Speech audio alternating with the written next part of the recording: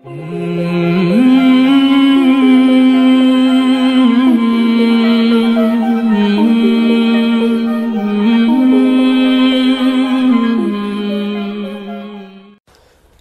علیکم ورحمۃ اللہ وبرکاتہ۔ سوال آیا ہے کہ جب میں نے منصوری برادری پر کام کیا کہ میمن برادری پر بھی کچھ کام کیا جائے، تو اسی سلسلے میں میں آپ کے سامنے میمن برادری سے متعلق کچھ مختصر تفصیلات آپ کے سامنے رکھنا چاہتا ہوں۔ یہ جو لفظ میمن آیا ہے، اس کے اوپر ہسٹری میں دو اوریجنز کا ذکر ملتا ہے۔ ایک اوریجن کا ہمیں ذکر یہ ملتا ہے، پہلے تو یہ میں آپ کو بتا دوں کہ یہ ایک زبان بھی ہے، میمنی جسے کہتے ہیں، اس پر بھی تھوڑی سی بات کریں گے۔ ایک تو یہ ہے کہ ایک صوفی شیخ گزرے ہیں جن کے ہاتھ کے اوپر یہ جو اول اس علاقے کے لوگ جس علاقے میں میمن حضرات رہتے تھے اس پر بھی بات کروں گا۔ وہ جب اسلام لے کر آئے تو یہ اس علاقے میں وہ پہلے لوگ تھے جو اسلام لے کر آئے، اسی لیے انہوں نے ان لوگوں کو مومن کا لقب دیا۔ وہ مومن جا کر بعد میں میمن ہو گیا۔ تو ایک تھیوری تو اس کے اندر ہمارے سامنے یہ آتی ہے۔ ایک تھیوری ہمارے پاس یہ بھی آتی ہے کہ جب محمد بن قاسم سندھ آیا تو اس کے ساتھ طائف کے قریب بنو تمیم جو ہے اس ٹرائب کی شاخ کے کچھ لوگ تھے، کچھ سپاہی تھے، اور وہ جب اس کے ساتھ یہاں پر آئے تو وہ جو سپاہی تھے وہ رائٹ ونگ میں لڑنے والے تھے، اور رائٹ ونگ کو عربی میں میمنہ کہتے ہیں۔ تو جب وہ لوگ یہاں آئے اور سیٹل ہوئے تو ان کی جو اولاد ہے وہ پھر میمن کہلائی، یعنی وہ جو رائٹ ونگ تھے، یعنی بگاڑ پیدا ہو گیا، میمنہ کا لوکل زبان میں میمن ہو گیا کہ وہ جو رائٹ ونگ کی اولاد ہے۔ تو اب اس کے اندر دو تھیوریز آ گئی۔ ایک تھیوری یہ ہے کہ یہ ہندوستان کے مقامی لوگ تھے جنہوں نے اسلام قبول کیا، اور ایک تھیوری آ گئی اس کے اندر کہ یہ عرب ہیں جو یہاں آ کے آباد ہوئے اور اس کے بعد یہیں ضم ہو گئے۔ تو اس کے اندر جو ہے ہمارے پاس دو تھیوریز ہیں۔ اللہ بہتر جانتا ہے کہ 100% کریکٹ کون سی ہے، کیونکہ اگین اس زمانے میں ریٹن ہسٹری جو ہے وہ کم تھی، اس لیے اس کے اندر دو مختلف آراء موجود ہیں۔ بہرحال ان میں سے جو کوئی بھی رائے ٹھیک ہو، اب ان حضرات کو میمن ہی کہا جاتا ہے۔ تو عربوں نے 300 سال کے لگ بھگ جب اس علاقے میں حکومت کی جہاں پر یہ میمن برادری رہتی تھی، وہ زیادہ تر سندھ کا علاقہ تھا۔ اب وہ سندھ جو ہے وہ صوبہ سندھ تک محدود نہیں ہے، اس زمانے کی جو سندھ کی حکومت تھی وہ اس موجودہ سندھ کا جو پروونس ہے پاکستان میں، اس سے بڑی حکومت تھی وہ۔ تو اس 300 سال کے رول میں پھر بہت سارے لوگ مسلمان بھی ہوئے، تو اس میں لوہانہ کمیونٹی کی 700 فیملیز بھی تھیں جو اوریجنلی ٹھٹا میں رہتے تھے، اور ٹھٹا جو ہے وہ صوبہ سندھ جو پاکستان میں ہے اس کا ایک بڑا تاریخی شہر ہے۔ آپ لوگ جن کو تصوف سے شغف ہے وہ ٹھٹا کے بارے میں جانتے ہوں گے۔ تو پیر یوسف الدین صاحب کے ہاتھوں پر انہوں نے بیعت کی اور پھر یہ اسلام میں داخل ہوئے، اور حضرت فقہ حنفی سے تعلق رکھتے تھے تو پھر احناف ہی ہوئے یہ لوگ۔ اور آج بھی میمن برادری جو ہے آپ کو حنفی ہی ملے گی۔ اور پیر یوسف الدین صاحب جو ہے وہ غوث اعظم عبد القادر جیلانی رحمۃ اللہ علیہ کی طریقت سے تھے، تو وہاں پر پیران پیر سے ایک عقیدت جو ہے میمن برادری میں آپ دیکھیں گے کہ ایک خاص عقیدت ہے پیران پیر سے۔ تو یہ بھی کہا جاتا ہے کہ یہ حضرت پیر یوسف الدین صاحب تھے رحمۃ اللہ علیہ کہ جنہوں نے ان لوگوں کو جو اسلام میں داخل ہوئے مومن کا خطاب دیا، تو پھر وہ آگے جا کے پھر میمن ہو گیا۔ اسی طرح پیر صاحب نے ان کا ایک امیر بھی بنایا جس کا نام انہوں نے بدل کر آدم رکھا، اور اسلام لانے سے قبل آدم کا نام سندر جی تھا، تو سندر جی سے بدل کر آدم رکھا، اور آدم جو ہے اس کو ان کا امیر بنایا۔ اس کے بعد آدم کو پیر صاحب نے ایک لمبا کرتا، اور جو میمنوں میں آپ عام طور پہ دیکھتے ہیں نا ٹراؤزر ہوتا ہے، ویسٹ کوٹ ہوتی ہے، اس سے ملتا جلتا ایک لباس جو ہے وہ انہوں نے عطا کیا۔ تو پھر آگے یہی طرح پڑ گئی میمن برادری میں کہ وہ اسی طرح کا لباس پہنتے۔ آپ دیکھتے ہوں گے کہ میمن برادری کا لباس جو ہے وہ ذرا سا مختلف ہوتا ہے۔ اچھا، اسی طرح سندھ میں ہندوؤں کا بڑا زور تھا، اور پھر وقت کے ساتھ ساتھ جو ہے اتار چڑھاؤ کے ساتھ ساتھ میمن برادری پہ پریشر پڑتا رہتا تھا، تو اسی کے پیش نظر ان پر ایک دفعہ اتنا زیادہ پریشر پڑا کہ انہیں اس علاقے کو چھوڑ کر جانا پڑا، اور انہوں نے پیر و مرشد پیر یوسف الدین رحمۃ اللہ علیہ کی خدمت میں حاضر ہوئے۔ تو انہوں نے کہا کہ ٹھیک ہے، پھر تم لوگ یہاں سے نکل جاؤ اور کہیں اور جا کر آباد ہو جاؤ۔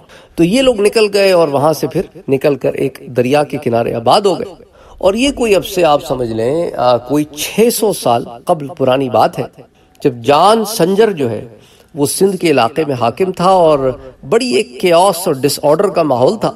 ادھر سے بلوچی لٹیرے جو تھے وہ بھی لوٹتے رہتے تھے، پریشر بہت بڑھ گیا تھا، میمن برادری کے لیے سروائیول ذرا مشکل ہو گیا تھا، اور اس کی وجہ سے movement between Sindh and Gujarat جو ہے وہ بڑی افیکٹڈ ہوئی تھی۔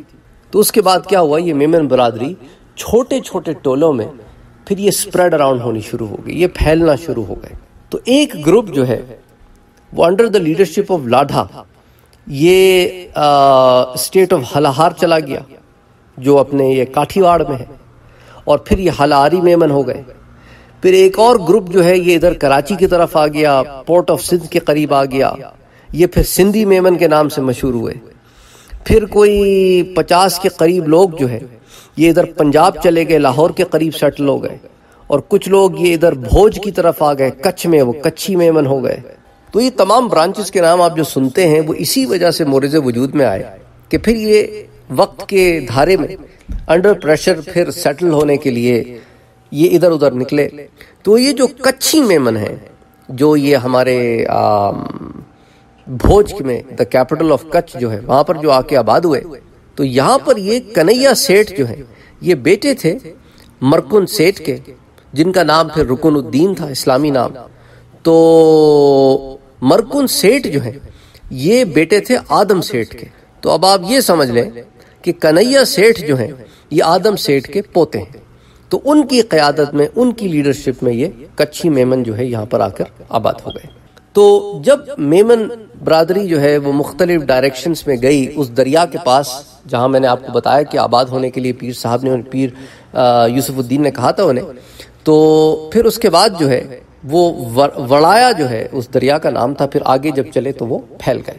اب یہ آسان تو نہیں تھا مختلف علاقوں میں سیٹل ہونا، اور اس کے بعد اثر نو اپنے آپ کو پھر اٹھا کے کھڑا کرنا۔